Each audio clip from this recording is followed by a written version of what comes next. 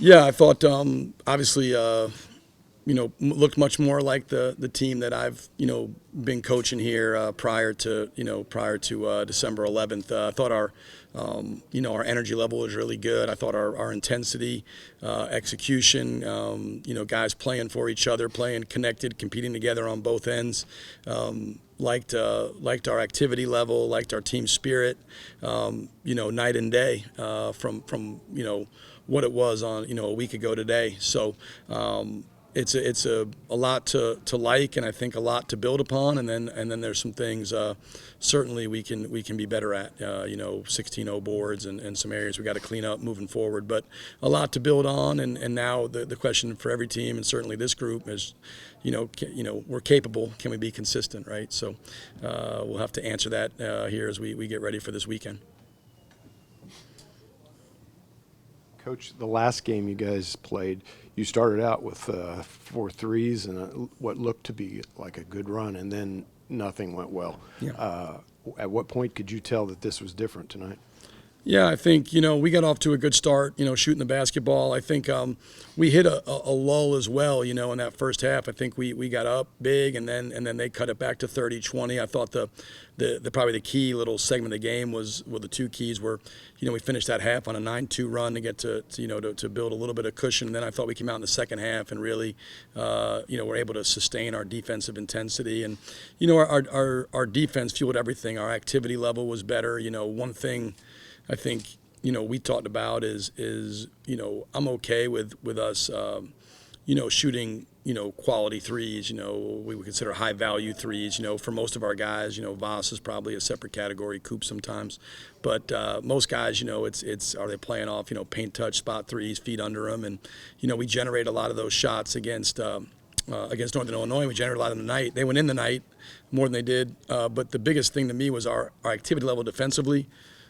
How do you steal baskets? Well, and easy baskets. I thought we disrupted them defensively. Our activity level was night and day from where it was last week. That created some transition opportunities, some layups, and some easy baskets for us.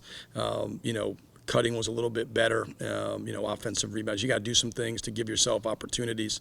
To steal some baskets, and I thought we did a better job of that tonight. Has Julian played his way into the starting lineup? Yeah, I mean, we went with shows what us coaches know. We went with him to give us a more of a defensive presence in that first group, and we didn't know we were starting Steph Curry, so it was nice to have that. I don't know that he's going to go 8 for 8 every game, but but he's. Ju's a kid that, whatever his role is, he's going to do it. He's going to give you everything he has. He's not always going to play well. Nobody does, but he's going to play with great intentions. He's going to play with great energy. He's going to play and lay it all out there. And I was really happy to see it because he's, they were switching 5, and he did a great job of, really not settling. And he was attacking the paint, driving. They were switching 22 on him. I don't want to mess up his name because Luke told me I messed it up earlier today on the radio, so I didn't want to mess it up. It's Kale, or I think, is that right? So anyway, I don't want. But anyway, he was driving 22, touching paint, and that created. He's generating shots for his teammates, getting himself the rim, finishing, and it was really good to see. And then the spot threes. I love the fact that he was shooting with confidence. I have confidence. Julian. If it's off a paint touch and he's got his feet under him, we want him to let those things go. Those are high value shots, and he's capable of making them. He showed that last year, and he showed it tonight. So it was great to see. So overall, he was obviously set a great tone for us, and hopefully he'll be he continue to play well here moving forward. Bring out one glitch. You guys had a tech late. Is that something you're trying to work on to keep limited, or you've had a batch of them? Yeah, that tech is not really it's a flopping tech. It doesn't really count as a technical foul in the rules. It's just it was a flopping tech. He said that Jabo got hit and Jabo flipped his head back, and he didn't fall obviously, but Jabo said the guy pushed him with a forearm. Those techs are like, I don't know. We had a guy at UMKC get 3 of them in one game. I mean, they don't get ejected for them. They're not really. But in technical fouls, yes, we obviously would like not to have those at all. And I think we're, been a little better, knock on wood. I don't want to jinx it, but we've been a little better with guys, and I think the last couple games have cleaned that up, and I expect to moving forward. It's obviously been addressed, it's been consequenced, and that's what you do, and guys understand ultimately. We want to win, lose with class, and we want them to maximize their value as players, and part of that is we love our guys playing with emotion. We don't want our guys playing emotional. And I think there's a big difference in playing with emotion and playing emotional. And, finding that balance, you're old like me is easier than it is when you're, younger like some of those guys. But we're certainly, it's a work in progress. And I think we've made, here these last couple games, we've been much better. Coach, do you have a sense of the identity of this team? I know last time you talked, you said kind of like through the first semester, we've sort of been consistently inconsistent. Do you kind of have a sense of the identity of the team yet? Well, what you hope is, I think with a team is what your best version is, right? And what it looks like when you're playing your best basketball offensively, and what it looks like when you're playing your best basketball defensively. And then the key is we know the identity we need to play to be successful. The issue that we've struggled with is consistently getting to that identity and, playing with the necessary intensity, the necessary detail to do it. We have lulls, and every team has lulls. I mean, there's no team that goes through a game doesn't have a spat or a lull in a game. But, I think that part we know. And now it's, the challenge for this group is how consistently can we get there? Like, obviously, we're at our best offensively when the ball's flying around and we're sharing it and we're playing together and generating quality looks. We're at our best defensively when we're disruptive and active and, getting our hands on balls and really making it hard on the other team. And, tonight you could see that. Like, our best version was there for most of the night. Was it perfect? Wasn't perfect. Gave up 16 offensive rebounds. Let Spinelli get downhill in the first half. Some straight line drives where he got the rim. He had 10 points the first half.